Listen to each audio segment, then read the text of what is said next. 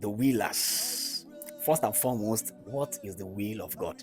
God's will is his intention, his plan, his design, his predestined purpose. So God already had a plan and expect us to walk in sync with that plan. No matter how beautiful your plan is, no matter how beautiful, how wholesome your plan is, if it is contrary to God's ordained plan, it's a rebel. No rebel will stand. Remember Lucifer.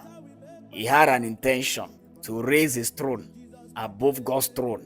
Why still thinking it? God did not wait for him to carry out the plan before he dethroned him. So whatever your plan is, if it is contrary to the ordained plan, it will never stand. Human beings, we are selfish. Myself, my family, my home, my career, my ambition, everything, me. And at the end of the day, we wonder why we don't have a tangible result. Because God will never supply resources that you will use against him. The resources we are praying for, the provision we are trusting God for, is not needed. Since is against his will. But because God's will is an institution, we need to learn it in order to do according to it.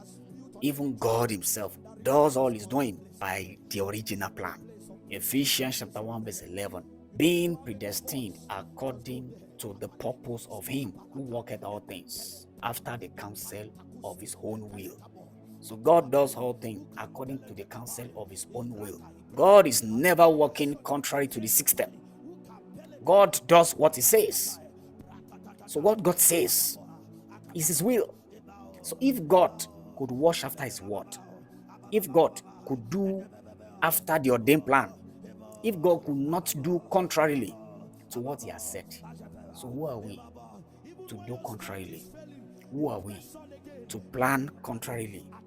That is a rebel.